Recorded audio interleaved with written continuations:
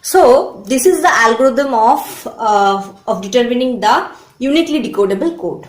So the first step will be construct a list of all code words. Then check each code word whether any of them is prefix of another code word or not.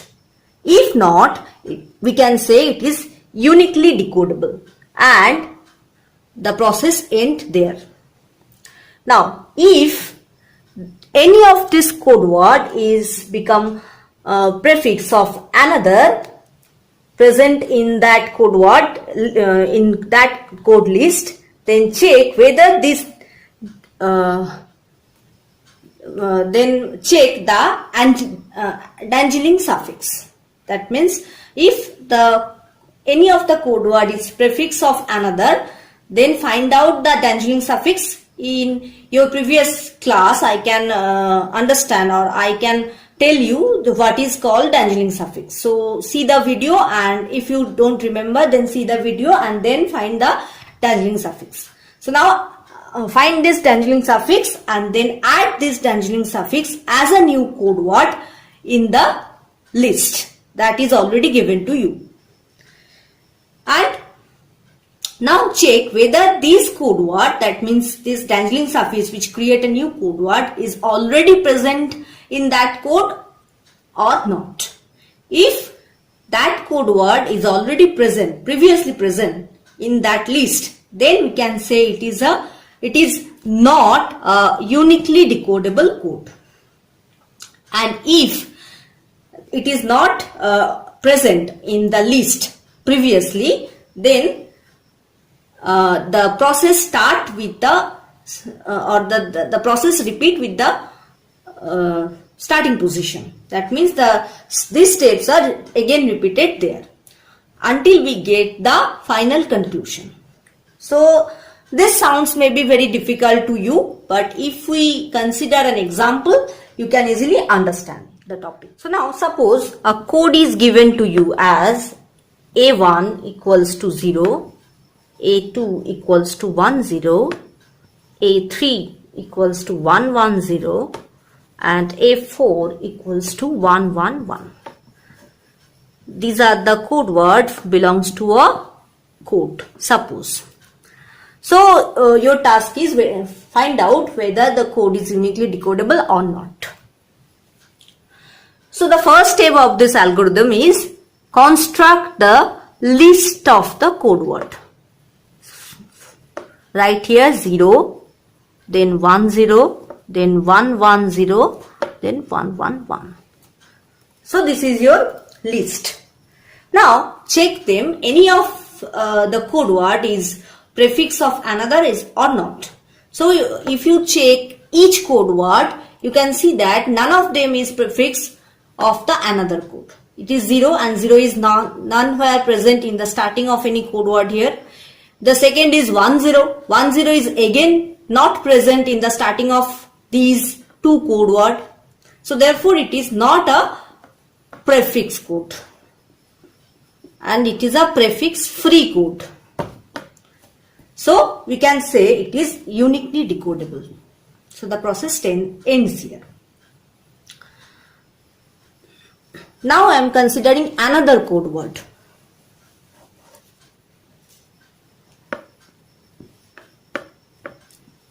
A1 equals to 0, A2 equals to 1, A3 equals to 0, 1. It is your, suppose another code word, another code belongs to this code word. Now again I am constructing the list of the code word 0, 1 and 0, 1. Then find out any of the code word is prefix of another is or not. Yes, it is a prefix code. Why? Because this 0 is present here as a prefix of this code word. So it is a prefix code. It is a prefix code.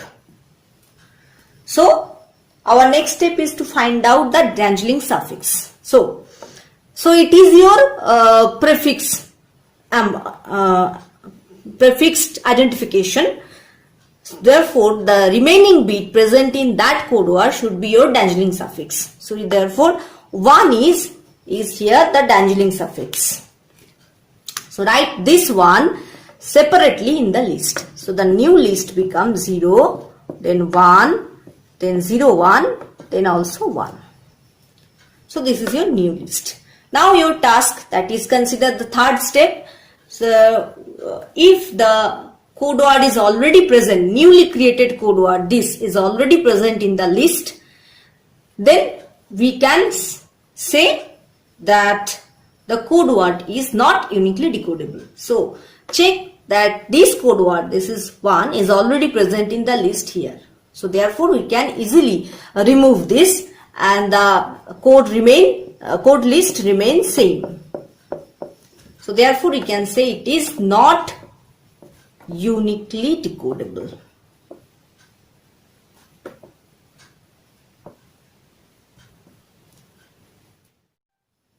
So, I am here discussing another example where the code is given as A1 equals to 10, A2 equals to 11 and A3 equals to 111. So, again I am constructing the list of code word first. It is our list. Then I have to check whether any of this code word is prefix or not. So, here, yes, it is the prefix code of this. Prefix code word of this code word. Hence, we can say it is a prefix code. Now, we have to find the Darjeeling suffix. So, here Darjeeling suffix is this value. This is your Darjeeling suffix. So, add this bit as a newly created code word and add in the list. So, the list become 1011, then 111 and then 1. Now check whether this newly created code word is already present in the list or not. So, this is not previously present. This is newly added. So, now our task is to do the checking or do the process repeatedly.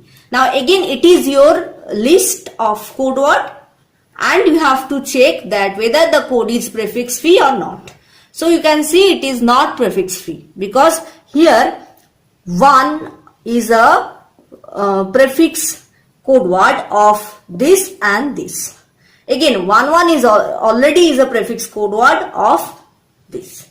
So, therefore, here Darjeeling suffix is 1 is for this Darjeeling suffix is 1 and for this Darjeeling suffix is 11. So, now check this newly created code word are already present in the list or not. So, yes, it is already present in the list. So, we can discard them. So, we can say it is not uniquely decodable. So, this is your answer. So, you can understand the topic or not? If you not understand, I am repeating again this third step, that is when you can decide or when you determine this new list and you have to do the process from starting, then again you check whether the code is prefix free or not. So, here you can see 11 is the prefix of this and 1 is also a prefix of this code and this code. So, here and for 1, when 1 is the prefix of this code, then the Darjeeling suffix is this. And when 11 is the prefix code of this, so this is your Darjeeling suffix. So, you have to add this Darjeeling suffix as a newly code word list. So, it becomes 1011, 111, 1, then we add this 1. So, check whether, now you have to check that whether this newly created code word is already present in the list or not. Yes, it is already present here. So, we can discard them. So, your list is here 1011, 111 and 1. This is your list and the code is not uniquely decodable. So, hope you understand all these topic.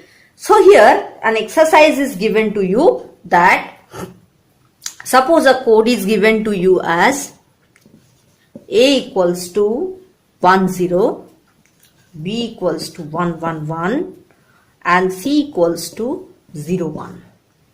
Then D equals to 0011. This is your given code. And we have to find out whether the code is uniquely decodable or not.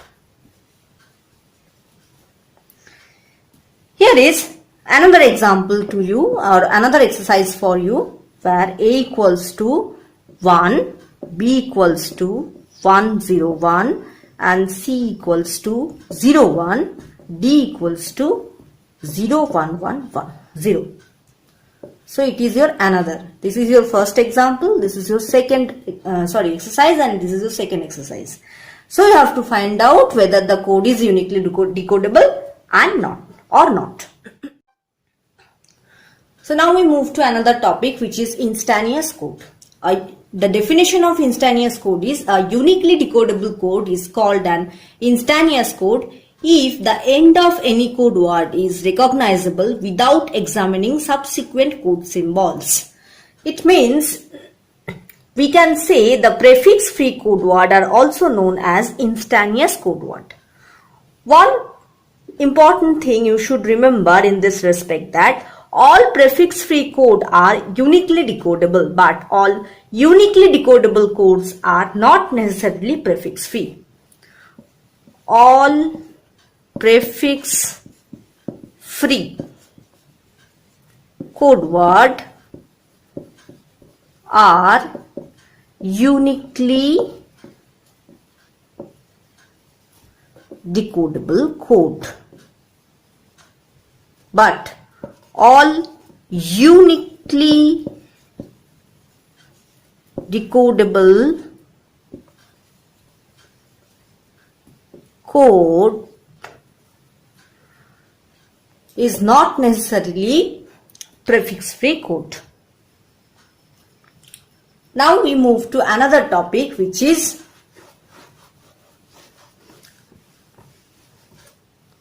optimal code.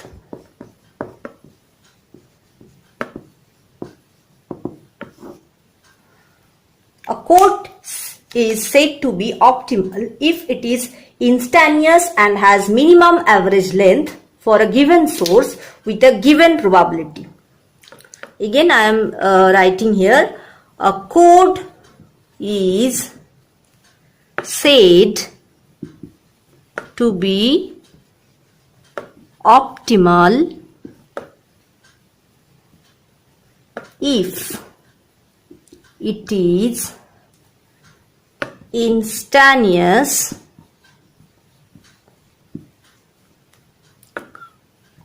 and has minimum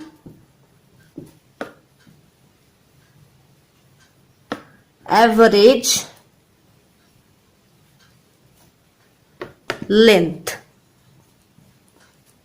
for a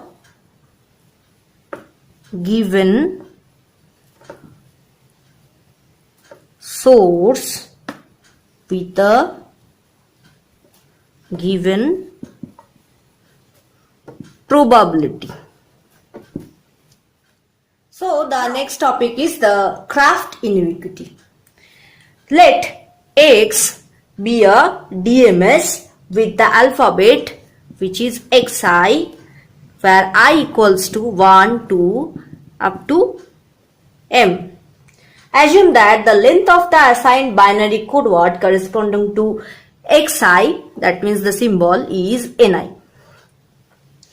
So a necessary and sufficient condition for the existence of instantaneous binary code is k equals to summation of I equals to 1 to m 2 to the power minus ni, which must be less than equal to 1, which is known as Craft inequality, where ni is the length of the code word.